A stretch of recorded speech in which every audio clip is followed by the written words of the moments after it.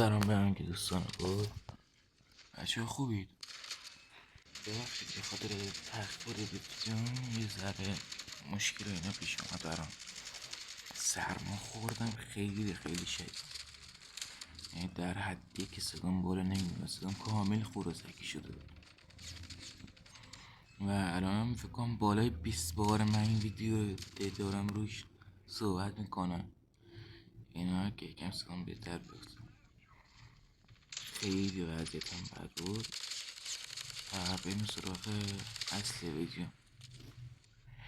خیلیاتون پرسیده بودین که چجوری میتونیم بتل پس ها رو دریافت کنیم، شرایطش چجوری، باید چی کار کنیم و اینا. بچه من بتل پس مستقیم بهتون نمیدم. چرا؟ چون که خیلی اعتماد ندارن و واقعا هم حق دارن. اگه مثلا یارو بخواد بده رمز جیمیلیشو بده، یه دقیقه دیگه اکانتش تبر شه میاد تو گردنم. پس من میام چیکار میکنم؟ میام شما رو کارت میگیرم و این وارزی پول و مبلغ و اینا همش خیلی اینستا اتفاق میفته، چون که داخل یوتیوب این قابلیت نداره که من بخوام با فالوورم در ارتباط باشم.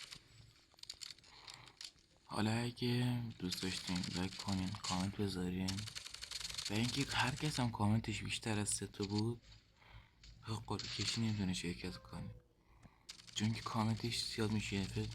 یکی از دوستای من، همین دوست خودم، داخل اینستا 506 تا کامنت گذاشته برام. مثلا یارو میاد دفعه 506 تا کامنت میذاره. من هر چی کامنت ها رو برم پایین تر هنوز کامنت مونه، نمیتونم کسی رو انتخاب کنم، بهش حق بقیه ضایع میشه.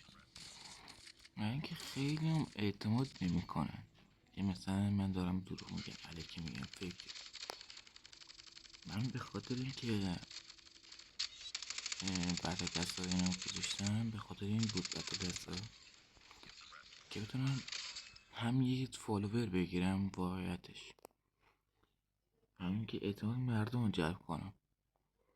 یعنی 2 دقیقه دیگه یکی نیاد بگه فلانی تبر میکنه، فلانی اینجوری، فلانی اونجوری.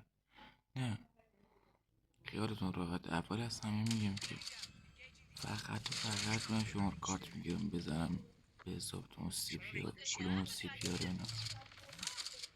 بگره اصلا رمز جیمیلی من ازتون نمیگیرم. و اگه کسی هم اومد با اکانت فکر نکنم کسی بیاد، چون که هنوز فالوورم به 100 تا هم نرسید. با اکانت فکر و اینا اومد بهتون گفت رمز جیمیل بده، میخوام برات سی وی بزنم، میخوام این کار کنم اون کار کنم، 1000 سال ندیره رمز جیمیل. اون یارو 100 تبره. کسی که بخواد سی وی شارژ کنه یا کسی که بخواد بتل پس هدیه بده اینا، کلا با شماره کارت شما کار داره.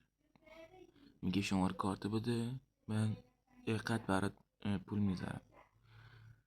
مثلا بتل پس اگه 300 تومن باشه بگه شماره کارت بده، من 300 تومن میزنم به حساب وارد میکنم.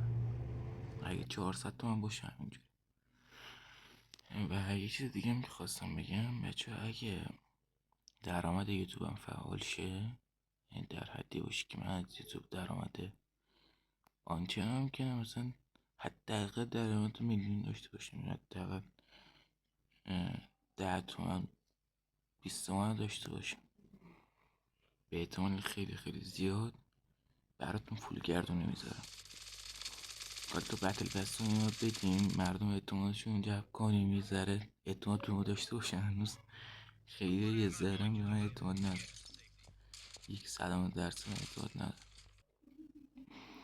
من میخواستم اولی پول گردونه بدم واقعیت، بهش یکی از دوستان اومد گفت نه نگاه کن، تو میخوای پول گردونه بدی، مثلا میخوای وایسی که چقدر فالوور بگی که پول گردونه بدی. گفتم میخوام بذارم یک فالوور که گرفته نداره پول گردونه بده. گفت کسی به نظرت اعتماد میکنه؟ گفتم خیلی نه اعتماد نمیکنه. گفت پس بیا چیزی بذار، بتل پس بذار، به ازای هر 100 تا فالوور یه دونه بتل پس بده. گفتم اوکی باشه، من این کارو میکنم، ولی فکر نکنم بازم مردم اعتماد کن. و کلا من یه شانس برای شروع میخوام.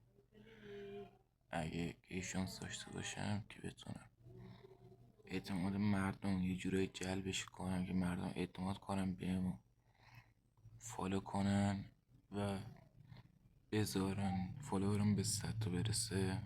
من اون موقع تمام چیزا رو میذارم، بطه بسا رو میذارم، چه اینستا چه یوتیوب. و اونجا که بطه بسا رو هدیه میدم بلوواریز میکنم، من یه دونه ویس از اون شخص که برنده شده میگیرم که بقیه ببینن و اون ویس گوش کنم بفهم من واقعا اون بطه بسا رو میگیرم. من کلا ازتون میخوام یه شانس بهم بدین، کلا که پشیمونتون نکنم از این کار که داریم میکنیم و داریم منو همراهی میکنیم.